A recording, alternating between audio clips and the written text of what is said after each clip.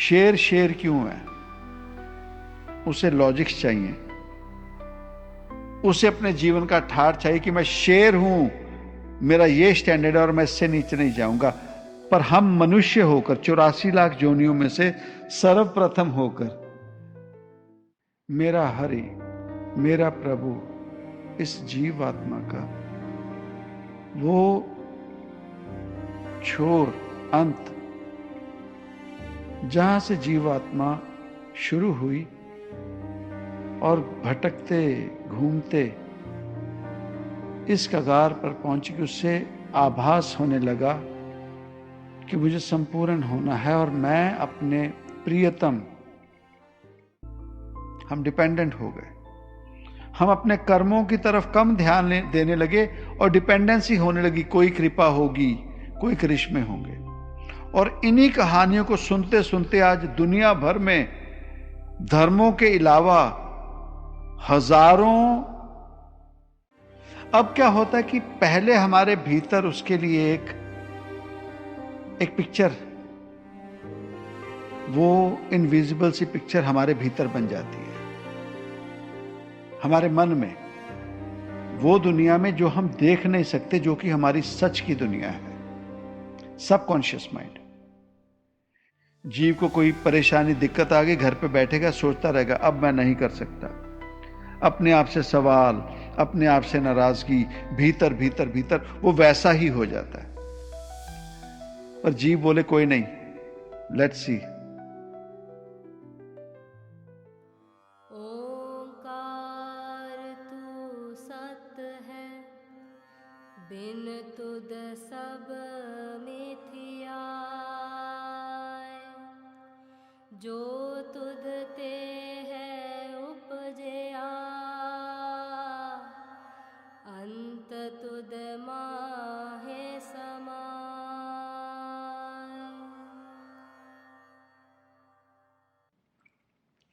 सत ओंकार। बात की गई है किसी से मिलने की,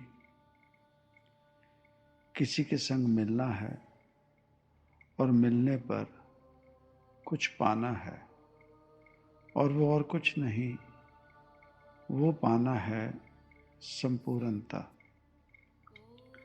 वो पाना है अपने आप को संपूर्ण कैसे करना, वो रास्ता, वो मार्ग। और उसे पाने के लिए कहा गया मेरा हर प्रभ दस्सो मैं भूख लगाई। अब बात की गई है कि किसी को भूख लगी है, वो पुकार रहा है कि मैं भूखा हूं, मुझे भूख लगी है। और जहां से मेरी भूख, मेरी तृष्णा बुझे, मेरी भूख मिटे, ऐसा स्थान, ऐसी जगह, ऐसे जीव से मुझे मिला दे कोई। दुनियावी तौर पे वो जो भूख, और जब अध्यात्म की बात की गई, मेरा हर प्रभ दस्सो मैं भूख लगाई। अब ये बात की है जीवात्मा ने। वो जीवात्मा जो अपने प्रभु को, अपने रब को खोज रही है। कब से खोज रही है? कब उसने खोजना शुरू किया और खोजना क्यों पड़ा? कारण कि उससे दूरी हो गई। अब ये दूरी कब से है, कब की हुई, कैसे हुई, ये नहीं जानता कोई। पर हाँ, इतना एक जीवात्मा को पता लग गया कि मेरा हर प्रभ दस्सो, मेरा हरि, मेरा प्रभु, इस जीवात्मा का वो छोर अंत, जहां से जीवात्मा शुरू हुई और भटकते घूमते इस कगार पर पहुंची कि उससे आभास होने लगा कि मुझे संपूर्ण होना है और मैं अपने प्रियतम, अपने परम धाम, परमात्मा से बिछड़ी हूं और अब वो पुकार रही है, मेरा हर परब दस्सो। मैं भूख लगाई, मैं भूखी हूं, मुझे कोई मार्गदर्शन करे, कोई रास्ता बताए, ताजो हर जन संत मिलो मेरे भाई। मैं उस रब को पा सकूं। और वो कैसे होगा? हर जन संत, कोई संत फकीर जो खुद उसे पा चुका हो और वो मेरा मार्गदर्शक बन के मेरा मार्गदर्शन करे और मुझे वहां तक पहुंचाए, मुझे पहुंचना है। ये पुकार की गई, ये बात की गई। अब एक मुहावरा है, कहावत है, जिसे हम पंजाबी में अखान कहते हैं, अंग्रेजी में हम उसे प्रोवर्ब कहते हैं। जैसी आस तैसा वास। इसी को पंजाबी में कहते हैं नियत को मुराद। जैसी आस, जीव ने जैसी आस भीतर बनाई, तैसा वास, तैसा ही भीतर में वो स्ट्रक्चर, वो नक्शा तैयार होने लगा। अगर अब दुनियावी तौर पे अगर बात करते हैं, जीव किसी के संग प्रेम करता है, प्यार करता है, या जीव किसी के साथ नफरत करता है, दुश्मनी करता है, ये कैसे होता है? मिले हों या ना मिले हों, भीतर से जीव वैसी अवस्था, वैसी आस बनाने लगता है किसी के बाबत। और जैसी वो आस बनाता है, जैसे जैसे किसी जीव के बाबत वो सोचता है, वैसी वैसी उस जीव की मूरत, उस जीव की मूरत इस जीव में भीतर वैसी मूरत बनने लगती है। और उस मूरत को बाहर से कोई जबरदस्ती मूरत बना नहीं सकता, तस्वीर बना नहीं सकता। वो जीवन में किसी एक रिश्ते की बात की जाए, उस रिश्ते में हमारे खटास है, दूरी है, नफरत है, दुश्मनी है, या उस रिश्ते में हमारा अपनापन है, प्यार है, कोई नाता है, प्रेमा भक्ति है, वो कैसे हुआ? पहले जैसे कहते हैं ना कि first impression is the last impression. Proverb, पहले बात करते हैं इन प्रोवर्ब्स के बारे में। अखान, मुहावरे, कहावतें, ये और कुछ नहीं होता। ये समुद्र को एक कुज्जे में, एक छोटे मटके में समेटने का काम होता है प्रोवर्ब। हम प्रोवर्ब्स को, मुहावरों को, कहावतों को, अखान, इन्हें छोटा ना समझें। कारण कि एक समय तक वो जिसे हम गुरबाणी कहते हैं, वेद कहते हैं, उपनिषद कहते हैं, या जो भी दुनिया की रब की, अध्यात्म की बातें कहते हैं, उनके जन्मदाता ये मुहावरे हैं, ये अखान हैं। ये जीवों के अपने जीवन का पूरा मूल, पूरा निचोड़ इन मुहावरों में होता है। मुहावरे ही पहले जीवों को जीवन की सेध देते थे। अनपढ़ता थी। आप अध्यात्म से लेकर दुनियावी रिश्ते नातों में किसी को ताना मारना है, उस ताने में एक मुहावरे में जीवन का पूरा सारांश, जीवन की पूरी संपूर्णता जीव को उसमें मिल जाती है।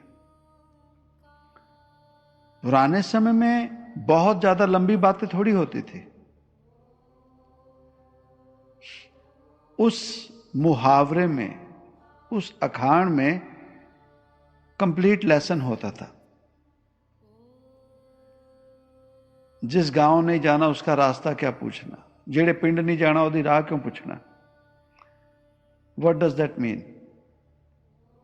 इसी मुहावरे में जीवन का कितना बड़ा भेद छुपा है। सो ये जो धर्म ग्रंथ बने या दूसरे तीसरे हमारे जीवन में आए, इनसे पहले जो शिक्षा होती थी ये मुहावरों से होती थी। मुहावरों में, कहावतों में जीव को सबक मिल जाता था। अब बात आई कि किसी के साथ रिश्ता कैसे कायम हुआ। जैसी आस तैसा वास। किसी जीव से मिले ना मिले, पर बात आई फर्स्ट इंप्रेशन लास्ट इंप्रेशन। किसी से मिले या किसी के बारे में सुना। अब क्या होता है कि पहले हमारे भीतर उसके लिए एक पिक्चर, वो इनविजिबल सी पिक्चर हमारे भीतर बन जाती है, हमारे मन में, वो दुनिया में जो हम देख नहीं सकते, जो कि हमारी सच की दुनिया है, सबकॉन्शियस माइंड। किसी से मिले नहीं।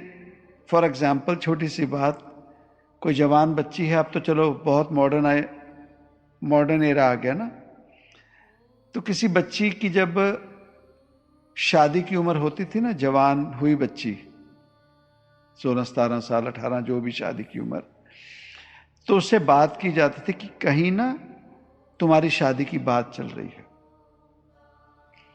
तो बच्ची ने देखा नहीं होता था जिस जीव से शादी होनी है, पर भीतर एक पिक्चर बन जाती थी कि ऐसा होगा, देखने में वो है जैसी आस। वो वास कर लेते थे भीतर, एक पिक्चर बना लेते थे। उसी तरह से हम किसी भी जीव के बारे में सुने या देखें, पहले देखते ही या सुनते ही हमारे भीतर एक इमेज बनती है, एक पिक्चर बन जाती, हमारे भीतर वास हो जाता है। अब क्या होता है कि वहां से हमारे रिश्ते की शुरुआत होती है। बैंक में गए, लाइन लगी है, कैश काउंटर पे जाना है टेलर के पास, या कस्टमर सर्विस में किसी को मिलना है, लाइन लगी है। या एयरपोर्ट पे गए, फ्लाइट पकड़नी है, लाइन लगी है। और जैसे बैंक में काउंटर लगे हैं, एयरपोर्ट पे फ्लाइट काउंटर्स लगे हैं। अब क्या होता है कि हम खड़े हैं जब इंतजार में, तो हम वो काउंटर पे देख लेते हैं कि कौन कौन कस्टमर सर्विस में या बैंक में कौन से टेलर्स खड़े हैं। पहले देखते ही हम फैसला कर लेते हैं कि किसी की मूर्त भीतर अच्छी बना लेते हैं और कैलकुलेट करते हैं कि मुझे वो काउंटर पे मिले, जबकि लेना पैसा ही है। अगर बैंक में गए या कस्टमर सर्विस में गए, तो उस जीव ने भी हमें पर्सनली अपना कुछ देना नहीं है, जो सवाल पूछेंगे वही जवाब देंगे।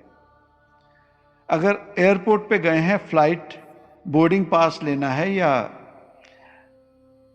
बैगेज के लिए जो भी रिसीट लेनी, उन्होंने देना वही है। लेकिन हम जब खड़े होते हैं लाइन में, तो हमारे दिमाग में आ जाता कि मुझे वो काउंटर मिले। और कहीं अगर वो काउंटर मिल जाए और हम चले भी जाएं, तो हम बड़े चाव से उस जीव से मिलेंगे। हमारे जीवन की पता नहीं खुशी की एक अथाह गदगद, हमारी सीमा नहीं रहती। फिर वही बात, मिलनी टिकट ही है। हम खुद हो के हाल चाल पूछेंगे, और कहीं बदकिस्मती से वो काउंटर ना मिले, और वो काउंटर मिल जाए जिसके बाबत हम लीस्ट सोचते हो, तो हमारा ही उस खिड़की तक जाते जाते हमारा ऑरा, हमारी एनर्जी, हमारे बॉडी केमिकल्स कंप्लीट चेंज हो जाएंगे। अब हम उस पर एहसान जताएंगे कि तू क्यों मिल गया। जीव लेने तो पैसे ही हैं या टिकट लेनी है। अब क्या होता है, यह है पहला इंप्रेशन। अब उस कैश काउंटर पे गए, हमारा मन चाहता काउंटर पे वो जो टेलर या कस्टमर सर्विस जीव मिल गया। हम बड़ी खुशी से उस जीव से मिलने लगे और बात करने लगे। पर क्या हुआ, पंजाबी में एक जैसे अखान है, कहते कि भंवरों की और भूंड की, भंवरे दी ते भूंड दी इक्को जैसी गूंज, कम्मी पे तद जानिए ओ भंवरा ओ भूंड। एक भंवरा होता है जो, और पहले भी बताया भूंड पंजाबी में कहते हैं, काले रंग का ही होता है भंवरे की तरह ही। दोनों की हूबहू एक दूसरे से मिलते हैं। तो गूंज भी सेम वैसे ही होती है, वैसे ही स्लो स्पीड में वो उड़ते हैं। एको जैसी गूंज, कम्मी पे तद जानिए ओ भंवरा ओ भूंड। भाव भंवरे ने क्या करना है, सिर्फ और सिर्फ फूल पर मंडराना है।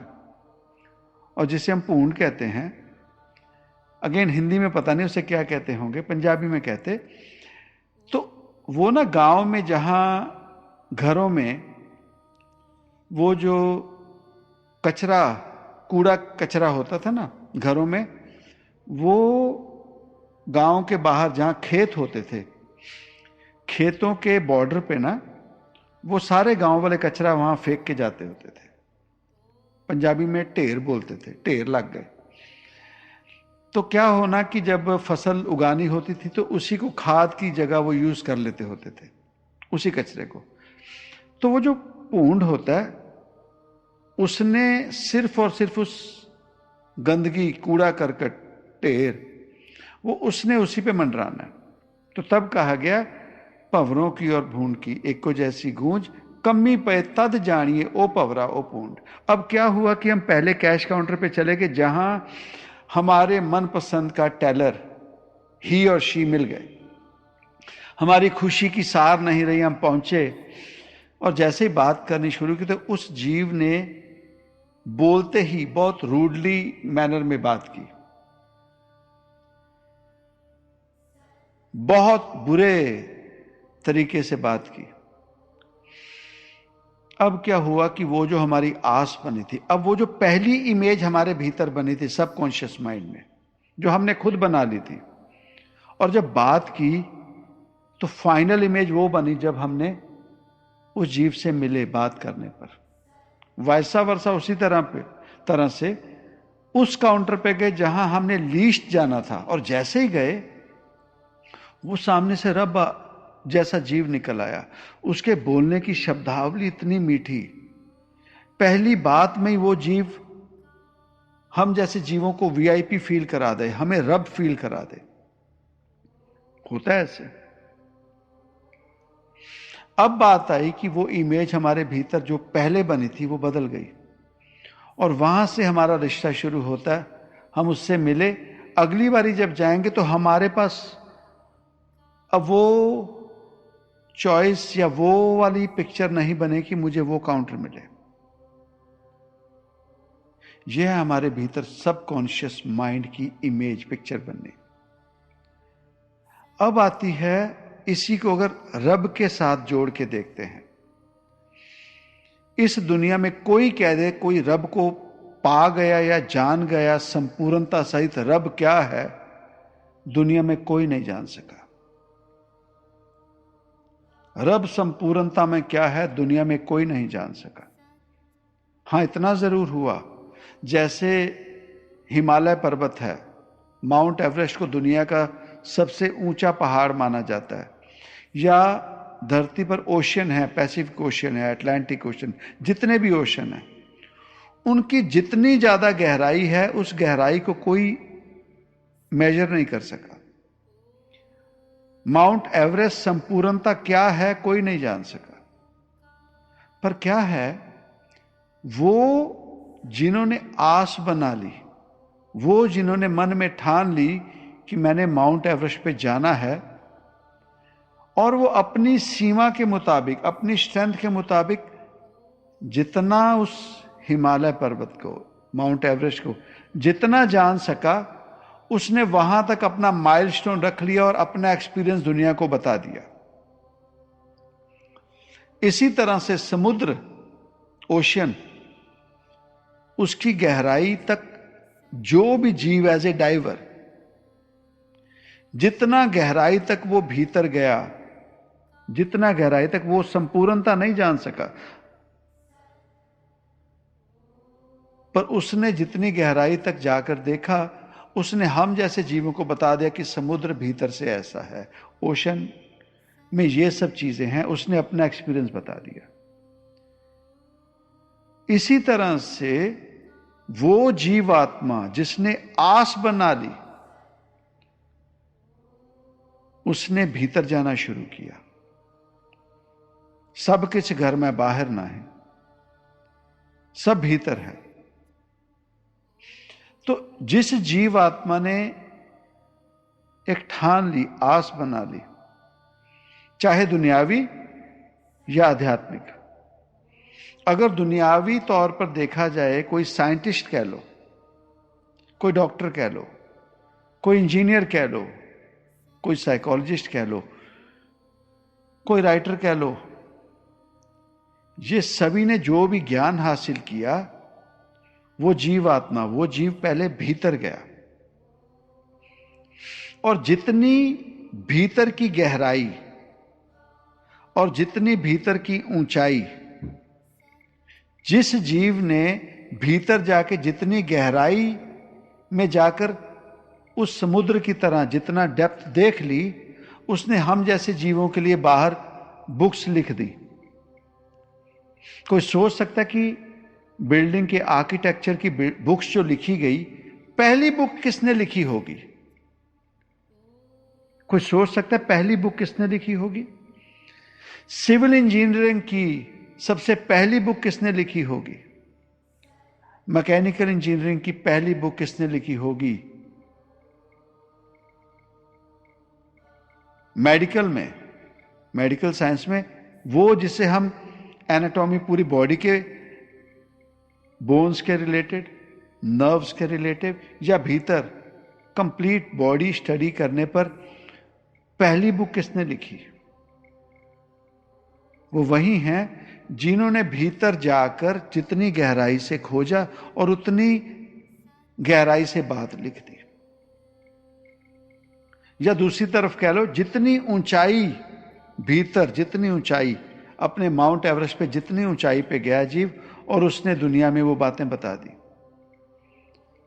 इसी तरह से जो रब की बात है, जो अध्यात्म में चले, जो अध्यात्म में चले, सतयुग से बात कर लें, चाहे किसी भी धर्म की बात करें, किसी भी धर्म में जो भी महात्मा आए, जो भी रब रूप आए, उन्होंने और कुछ नहीं, वो भीतर गए और भीतर से जो आवाज सुनी,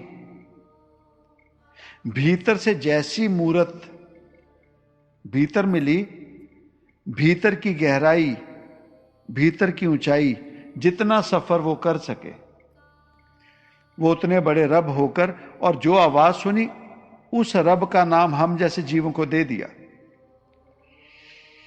अब कोई नहीं जानता कि सच में रब का नाम क्या है, कोई नहीं जानता। कोई कह दे राम है रब का नाम, कहां आकाशवाणी हुई? कोई कह दे अल्लाह है रब का नाम, कोई कह दे वाहिगुरु है, कोई कह दे हालेलुया है, कोई कह दे सत्य ओंकार है, कोई कुछ भी कह दे। भगवान ने सारे नाम एक्सेप्ट कर लिए, कहता ठीक है जीव, तुझे इसमें खुशी मिलती है, पुकारने में, चितारने में, सुमरने में, तू ले ले। पर अगर गारंटेड कोई कह दे कि रब का नाम यही है, ये कोई नहीं जानता। ये हम जैसे जीवों को जैसे जैसे भीतरी अध्यात्म की शिक्षा मिली, वैसे वैसा रब, वैसे उस रब के नाम हम जैसे जीवों के समक्ष दुनिया में, उन महात्मा, उन संत जन, उन जीवों ने हमारे समक्ष रख दिए, और हम उन्हें सुमरने लगे, चितारने लगे। और इसी के साथ पैरेलल एक और चीज चली, जिन्हें हम कहते हैं कहानियां, कथा। अब ये भी साथ में पैरेलल चली। अब क्या होता देखिए, जैसी आस तैसा वास। अब एक तरफ हम किसी भी रब की जो शरीर रूप में आए धरती पर, अब अगर हम बात करते हैं, अगर क्राइस्ट साहब की बात करें, अब क्राइस्ट साहब की 2 लाइफ हैं इस दुनिया में। जैसी आस तैसा वास, अगर समझ के देखें। एक वो हैं जो क्राइस्ट को बाइबल के जरिए जानते हैं, उनकी सेंस के जरिए, उनकी टीचिंग्स के जरिए, उनके जीवन के कहने के जरिए। एक वो हैं, और दूसरे वो हैं जो उन्हें कहानियों के जरिए जानते हैं। कहानियों के जरिए उन्होंने पानी को वाइन बना दिया, जिसमें करिश्मे बताए जाएं। इसी तरह से मोहम्मद साहब के बारे में दो हिस्सों में बट गए सभी। एक वो हैं जो कुरान शरीफ कह लो, या मोहम्मद साहब के जो वचन हैं, या उनके जीवन में उन्होंने जो शिक्षा दी, एक वो हैं जो उन्हें मानकर चलते हैं, और दूसरे वो हैं जो उनकी कहानियों के पीछे लगे हैं, करिश्मों में बिलीव करते हैं। दूसरे वो हैं। एक वो हैं जो नानक पातशाह की जो दरबार साहब में बाणी, उनकी लाइफ का एक्सपीरियंस, जो उन्हें पढ़कर, उन्हें जीवन में ढालकर अपने जीवन को उस तरह से जी रहे हैं, या वो हैं जो उनकी कहानियां सुनकर बड़े हुए और चलते जा रहे हैं। इन दो हिस्सों में जीव बट गए। एक वो हैं जो कहानियों में। तो अब क्या होता है, जैसी आस तैसा वास। अब अगर हम नानक पातशाह की बात करते हैं, तो वो जिन्होंने उनकी शिक्षा को अपना मार्गदर्शन के लिए, शिक्षा को मार्गदर्शक मान लिया, उस नानक पातशाह को मार्गदर्शक माना, जो उन्होंने अपने जीवन में वाणी रूप में जीव आत्मा को समझाने की कोशिश की कि तू जीव आत्मा शरीर नहीं है, शरीर के पीछे ना लग, उस अकाल पुरख, उस परमात्मा, उस ज्योत रूप के पीछे लग। और कारण, क्योंकि तू भी उसी का रूप है, ज्योत, तू शरीर नहीं है। एक तरफ वो है। एक दूसरी तरफ वो है जिन्हें नानक पातशाह की कहानियां अच्छी लगती हैं, और वो करिश्मों में उनको पुकारते हैं कि वो हमारी मदद करेंगे, जो कि उन्होंने कहा है कि पुकार करो, मदद करने के लिए उस रब को पुकारो। अब इसमें जिन्होंने उनकी शिक्षा को अपना रब माना, उनके भीतर नानक पातशाह का जो स्वरूप बना, जैसी आस तैसा वास, जो नानक पातशाह ने वास किया, या मोहम्मद साहब ने, या क्राइस्ट साहब ने, जो भी महापुरुष की बात करते हैं, महात्माओं की बात करते हैं,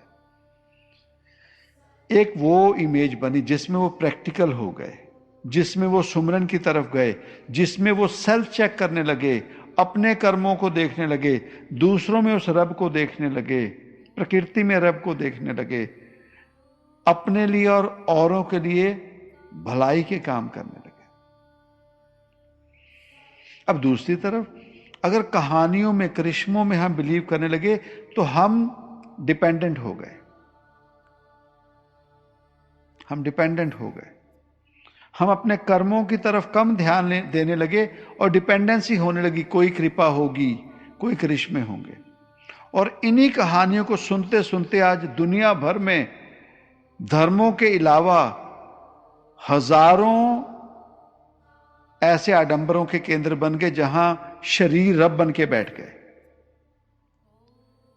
आज दुनिया शरीरों के पीछे लग गई और डिपेंडेंट हो गई। ये और कोई नहीं, उन कहानियों का असर है, उन कहानियों का असर है।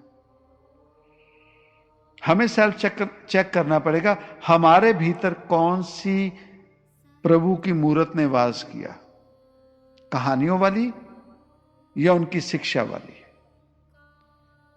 Self check. और क्या हम अपने जीवन में, हमारी ये अवस्था हो सकती है कि हम कहें मेरा हर प्राप्त दस्सो, मैं भूख लगाई, कोई मुझे बताए रब क्या है, सच में मेरा रब कौन है, मुझे भूख लगी भाव, मैं अब मिलना चाहती हूं, मैं मिलना चाहती हूं। कौन होगा जो हमें बताए, या कब हमारे भीतर ये पुकार आएगी?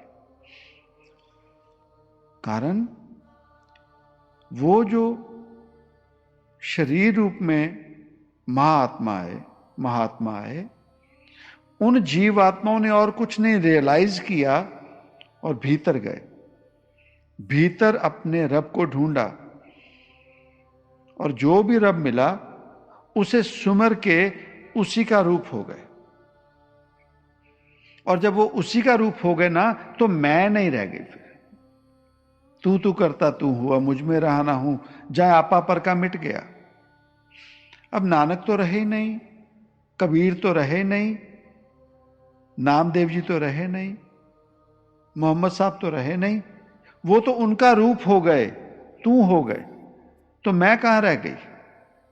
अब तो वही अल्लाह, वही गॉड, वही रब, वही परमात्मा, वही प्रभु, अब तो वो रह गया। अब तो वो रह गया। जीवात्मा अच्छे कर्म करके गई या बुरे कर्म करके गई, वो तो इस शरीर को छोड़ गई, या वो काल रूप हो गई या रब रूप हो गई, शरीर तो वहीं रह गया। वो नाम किसका था? उस शरीर का, जीवात्मा का नहीं। जीवात्मा का तो नहीं। वो रिश्ता किसका था? पिता का, माता का, बहन का, भाई का। वो शरीरों से जुड़ा था। जीवात्मा का तो कोई रिश्ता ही नहीं। उस शरीर से कौन निकला? अगर हमारे पिता का देहांत होता है किसी का, तो उस रूह में से, उस शरीर में से वो रूह जो निकली, वो पिता नहीं निकली। हमारा तो रिश्ता उस शरीर तक था। हम उस शरीर तक रोए और उसकी याद में तस्वीर लगा दी घर पे। अब वो दोबारा नहीं आएंगे, हमारे माता पिता दोबारा नहीं आएंगे। एक मूर्त बन गई, एक फैंटेसी है। जब कोई दिन सुध है या कभी याद है उनकी तस्वीर के सामने, या अगरबत्ती लगा ली या वैसे कह दिया कैसे हो। अब अगर हम पुकारें कि पिताजी मुझे मुसीबत आ गई, मुझे मुसीबत आन पड़ी, आओ मेरी मदद करो, वो कभी नहीं होगा। लेकिन हां, हमने अगर अपने पिता के कहे लेसन्स को, उनकी कही बातों को अपने जीवन में ढाल लिया हो कि ऐसी अवस्था में बेटा ऐसे कर देना, बेटी ऐसा समा आए तो ऐसे हालात में ये कर दिया करो, हां वो सबक हमें जरूर मदद कर देगा। चॉइसेस अवर्स या डिपेंडेंट होकर उन फोटोज के ऊपर ही कहना है आओ मेरी मदद करो, उसी तरह से सभी पूजनीय है, पर बात समझ के देखें। अब हमने वो जो कहानियों में रब बनाए हैं, उन्हें पुकारना है या उनके दिए गए ग्रंथ, उनके दिए गए जीवन के सबक, चाहे वो प्रोवर्ब्स के जरिए हैं या सेइंग्स के जरिए हैं या होली वर्सेस के जरिए हैं या गुरबाणी, वो जो लेसन है सच जान लें, वही हमें लेसन जीवन में उस रब तक पहुंचाएंगे। स्कूल में गए, कॉलेज में गए, टीचर्स कोई बहुत अच्छे मिल गए, टीचर्स से हमने लेसन लिया। और वो लेसन क्यों लिया कि अगर कोई आईटी इंडस्ट्री में गया है तो आईटी इंडस्ट्री में उसे सबक दिया टीचर ने कि जब तू उस दिन, जिस दिन तू जॉब पे लगेगा, तो ऐसा सवाल आएगा, ऐसी सिचुएशन आएगी, तो ये जो मैं सबक दे रहा हूं ना तुझे, उस दिन तुझे काम आएगा। जब हम अपने कॉलेज में शिपिंग में अपनी पढ़ाई करें तो हमारे जो प्रोफेसर थे, प्रोफेसर किनी, वो हमें ऐसे बताते थे कि look, when you will be in deep mid of the sea, you will be alone on your ship and this particular problem will appear. So what you going to do? That's what I'm teaching you. This is a thing going to help you in deep sea, mid of the sea. तो अगर हम उस teacher को प्यार करते हैं, professor किन्नी की photo लगा लें घर पे, शिप पे लगा लेते, अपने रेडियो रूम में उनकी फोटो लगा लेते, और जब कोई दिक्कत आती तो हम कहते प्रोफेसर किन्नी प्लीज कम हेल्प मी, क्या वो मदद करेगा? या वो सबक जो उन्होंने सिखाया था कि लुक, ऐसे हालात में तुझे ये करना है, वो हमारी जरूर मदद कर देगा शिप में किसी भी दिक्कत में होनी तो कोई टाल नहीं सकता ना, पर एक वो है जो डिपेंडेंसी, और एक वो है जो कहा गया ना कृष्ण महाराज जी ने भी, कर्मण्येवाधिकारस्ते मा फलेषु कदाचन। कर्म अपने देखना, फल को छोड़ दे, पर कर्म कैसे कर रहा है? कर्मी आपो अपनी के नेड़े कह दूर। हमारे कर्म क्या हैं? क्या हमने 100% अपने एफर्ट दिए? और जो एफर्ट्स दिए वो क्या शुभ हैं? What exactly those are? देखिए ना, दो तरह के जीवों की बात, जानवरों की बात की जा सकती है। एक तरफ शेर है और एक तरफ भेड़ या बकरी। तो हमने जरूर अगेन छोटे से लेसन में, कितनी बड़ी बात, छोटे से प्रोवर्ब में कहा जाता है ना, भेड़ चाल, पंजाबी में कह देते हैं भेड़ चाल। उसका मतलब क्या है? इसमें देखिए कितना बड़ा जीवन का लेसन है। वो जो अंधे होकर भेड़ों की तरह, बस भेड़ों का एक जो कोई लीडर होता है, वो जहां चल पड़े तो सारी भेड़ें उसके पीछे उसी तरह से चल पड़ते हैं। अभी कुछ समय पहले ना, कुछ दिन पहले किसी ने वीडियो बताया, बहुत बड़ा लेसन है उसमें भेड़ चाल का। उसने क्या किया कि सेंटर में एक बड़ी आग लगाई हुई है। अब वो भेड़ लेके आया और उसका जो भेड़ का लीडर है उसे उसने आग के इर्द गिर्द घुमाना शुरू किया और सारी भेड़ें उस आग के इर्द गिर्द घूमने लग गई, घूमी जा रही हैं, घूमी जा रही हैं। क्यों? कहां अंत है? कोई पता नहीं, कोई पता नहीं। और अचानक से उसी भेड़ों का वो जो लीडर, चक्कर आए होंगे क्या, वो आग में चली गई। वो पीछे सारी भेड़ें चली गई आग में, भीतर इस सेंटर में।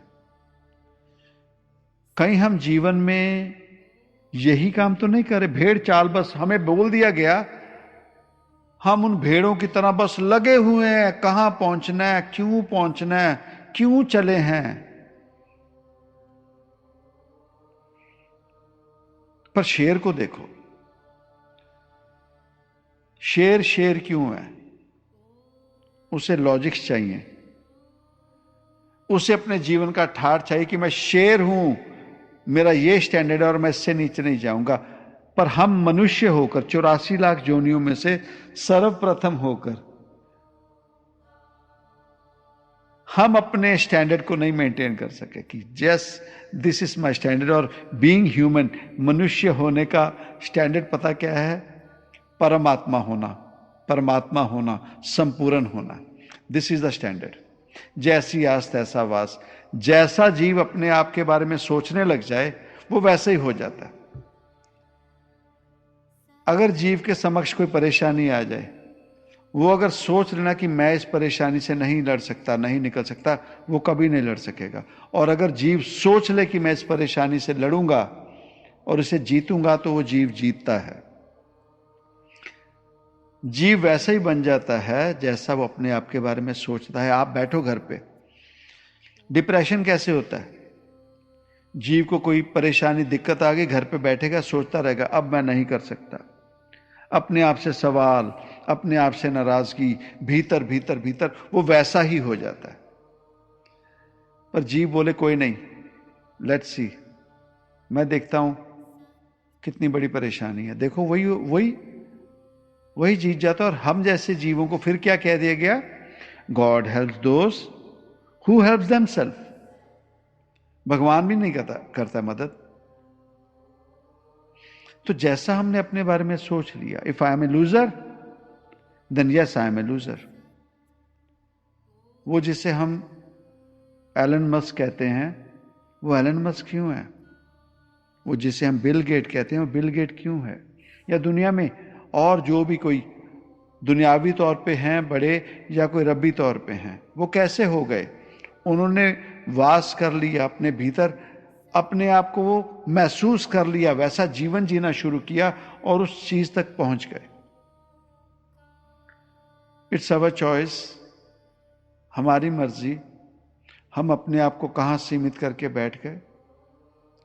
तो जब सत्संग किसी फकीर के पास जाते हैं, जहां कथा नहीं हो रही, कहानियां नहीं हो रही, या जहां फकीर अपनी बड़ाइयां नहीं कर रहा कि मैं रब हूं, जो आप करता हो कि नहीं बताता, कि चलते चलते अपने सेवकों को कहता रहे अब मैं ना उसका भला करके आया हूं, मैं धरती को अपने कंधों पे उठा के बैठा हूं, मेरे कंधों पे धरती चल रही है, मैं फलां महापुरुष का अवतार हूं, मैं फलां अवतार हूं, ये चलते रहें, सब कुछ ठीक ही ठीक है। पर अगर कोई फकीर हमें सच कह दे, उस भेड़ों के झुंड में, उस भेड़ों के झुंड में वो जो शेरों के बच्चे भी भेड़ों में खो गए और उनमें चल रहे हैं, तो सत्संग और कुछ भी नहीं, सत्संग उस शेर की दहाड़ होती है जिसके बच्चे किसी वजह से भेड़ों के बीच में खो जाते हैं और वो भी मिमियाने लगते हैं, भेड़ों की तरह मैं करते हैं। लेकिन शेर अपनी दहाड़ मारता है, एक बार दो बार, तो चाहे छोटे बच्चे हों ना, उन्हें लगता है ये हमारी आवाज है, तो वो भी दहाड़ते हैं। वहां से कम्युनिकेशन शुरू होती है शेरों के बच्चों की शेरों के साथ, और इस तरह से वो भेड़ों के झुंड से अलग होकर दोबारा शेरों के संग चलना शुरू करते हैं। ये है सत्संग। सत्संग में जीवात्मा के लिए दहाड़ होती है कि ऐ जीवात्मा, अगर तू अपने आप को लूजर मान के चला है तो लूजर हो गया, तू अपने आप को शरीर मान के चली है जीवात्मा, तू शरीर नहीं है, तू शरीर नहीं है, अपने आप को पहचान और चल, अपने आप को पहचान और अपने धाम, अपनी संपूर्णता, अपने परमात्मा से जाके मिल ले। वो पुकार रहा है, वो तेरा घर है। भेड़ चारना कर, भेड़ों का झुंड बन, अपने आप में जागृति कर, भीतर के रब को ढूंढ, सुमिर, और अपने भीतर की गहराई और अपने भीतर की ऊंचाई को जा पाले। This is the standard. जैसी आस तैसा वास। Either we can live as a football. कोई आया, फुटबॉल को हाथ में पकड़ा प्लेग्राउंड के पहले, साफ करा अच्छे से फुटबॉल को, बड़े तरीके से सहजे प्लेग्राउंड में पहुंचा है, तो बड़े सॉफ्टली पहले ना पांव के पास रख के फुटबॉल को ड्रिबल करने लगा, बड़े प्यार से, बड़े प्यार से। फिर हल्के हल्के किक करनी शुरू की, और जैसे ही गोल सामने दिखा या ओपोनेंट कोई, तो इतनी जोर से किक किया उस फुटबॉल को कि फुटबॉल भी सोचता होगा मेरे साथ क्या हो गया। Either we can be a football. हमें बड़े प्यार से जीव सहलाते हैं, चाहे रब के नाम पे या दुनिया के नाम पे, बड़े प्यार से सहलाया जाता है। फिर हमें यूज करना शुरू करते हैं ड्रिबल करके, और जब हम जैसों से मतलब निकलने लगे, हम जैसों को, तो जिस तरह से फुटबॉल को किक किया जाता है, हम जैसों को भी वैसे ही किक कर दिया जाता है। Choice is our. फुटबॉल बन के जीना या होश में आए, होश में आए। जैसी आस तैसा वास, उस रब की भी और अपने आप की भी। अपने आप को अगर हम लूजर मान के चले हैं तो हम लूजर ही हैं, अपने आप को विनर मान के चले हैं तो विनर ही हैं, अपने आप को शरीर मान के चले हैं तो शरीर ही हैं, अपने आप को जीवात्मा मान के चले हैं तो जीवात्मा ही है। Choice is ours. धर्म, आडंबर, मजहबी रंग ढंग, ये सब शरीर के साथ सीमित है, शरीर के साथ जुड़े हैं दीज एक्टिविटीज। जीवात्मा को इन चीजों से कोई फर्क नहीं पड़ता। जीवात्मा का ना रंग है, ना उसका कोई रूप है, ना उसे कोई रेखांकित कर सकता है। जीवात्मा जीवात्मा है, रूप ना रेख ना रंग किच, त्रै गुण ते प्रभ पिन। रब भी इन 3 गुणों से परे है। ना उसको रूप में ना रेखांकित किया जाता है, रूप ना रेख ना रंग किच। जीवात्मा भी वही है, ना वो रूप है ना रेख है ना रंग है। तो हम क्या मानते हैं, अगर वही रब वाला, तो रब के मामले में हमें ना धूप बत्तियां करने की जरूरत है, ना बाहरी कोई पहरावा करने की जरूरत है, ये सब शारीरिक है। पिता से अगर बच्चे ने मांगना है ना, तो वो सीधा जाके सच्चाई से अपने पिता से बात करे कि मुझे इस चीज की जरूरत है। तो पिता ने अगर देना है, पिता को समझ हो कि इस समय में वाकई ही जरूरत है या अफोर्ड कर सकते हो या सिचुएशन हालात ऐसे हो, तो पिता ने दे ही देना है। पर पिता के सामने अगरबत्ती ले जाएं दो, और पिता के इर्द गिर्द ले अगरबत्ती कर रहे हैं, तो पूछेगा क्या चाहिए, कह दो मुझे जो भी चीज मांगनी है, तो वो कहेगा ठीक है वो दे दूंगा। ये क्या मुझे सफोकेट करने लग गया तू। रब के मामले में भी साध संगत जी यही बात है। रब से मांगना ना, तो सीधे जाके सच्चे मन से सच्चे दिल से बात करो, प्रभु कृपा कर, दुनियावी तौर पे ये औकड़ है, परेशानी है, या मुझे ये रिक्वायरमेंट है, दे दे प्लीज, मदद कर। तो रब ने देना तो उतनी बात पे ही दे देना है। पर अगर हमें बोल दिया जाए कि यहां से तू अगरबत्ती ले, फिर उसे गरबा की तरह घुमा, फिर जब तक उनके लंग्स तक नहीं जाएगी तो तुझे देंगे नहीं, तो वो तो मारना हुआ ना, वो तो मारना हुआ। जहां श्रद्धा बनी, जैसा जीवन जी रहे हो, बहुत बढ़िया है। लेकिन देखिए, it's we all are good, everyone is good, but what's wrong to be better? Isn't it's good to be better? तो बेटर हो जाए, थोड़ा तो हो जाए। हम तो अपने आप का दायरा फिक्स करके बैठ के I am perfect, I am complete, नहीं ना, वो तो फिर सैचुरेट हो गए, सैचुरेट हो गए। हम किसी को मिलना नहीं चाहते, हम किससे बात नहीं करना चाहते, हम किसी की बात कहीं सुनना नहीं चाहते। कारण कि अगर हम ये चीजें नहीं करेंगे ना, तो हमारे भीतर के विचारों में बदलाव नहीं आएगा, हमारी सोच में बदलाव नहीं आएगा, हम और कोई सपना देख नहीं सकेंगे। हम उसी कुएं की मेंढक की तरह, हमें वही सोच आएगी, वही थॉट्स हैं, वही हमारे कर्म होंगे, वही सपने आएंगे, बस वही हमारा जीवन का दुख है, और वही मर जाएंगे। लेकिन जीवों को मिलेंगे, औरों से जानकारी हासिल करें और भीतर डालें, और अगर वो जानकारी हमारे फायदे की है तो उसे ज्ञान में बदल लें, दैट्स इट। हमारी सोच बदल जाएगी, हमारे जीने का नजरिया ढंग बदल जाएगा, हमारे सपने बदल जाएंगे, नहीं तो नहीं। सो जहां भी हम हैं, we all are good, no one is bad, ना ना ना ना, but let's try to be better. और बेटर मीन्स जहां जिसे तसल्ली नहीं है, बेस्ट को भी तसल्ली हो गई, बिकॉज बेस्ट के ऊपर कोई नहीं, और गुड अपने आप में गुड, आई एम गुड। तो क्या होता है जब कोई बीमार पड़े ना, तो बीमार बंदा ही कहता है how you feeling now, now I am feeling better, now I am feeling better. What does that mean? कि बीमारी पता लगी और बीमारी से उबर रहा है अभी।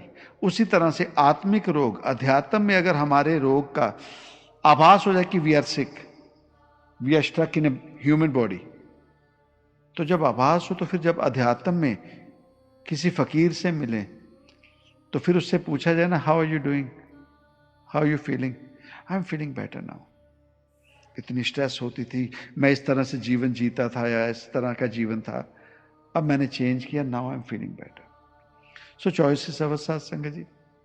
तो जो समझाने की कोशिश की गई, हर जन संत मिलो मेरे पाई, मेरा हर प्रभ दसो मैं भूख लगाई। अगर हमारे भीतर ये पुकार उठती है, तो जीवन में थोड़ा अलग सा रंग, अलग सा स्वाद, अलग सा आनंद, जिसे हम महाआनंद, जिसे हम परम आनंद कहते हैं, वो हमारा हक है, स्टैंडर्ड है। उसे पालें, और जीवन की संपूर्णता, जो जीवात्मा की संपूर्णता है, वो जरूर हासिल कर लें। सो ये जामा मिलने की हमारी क्या कहते हैं प्लस प्लस होगा, फायदा ही होगा। सो कोशिश करके देख लें, दाता कृपा करें। सतों का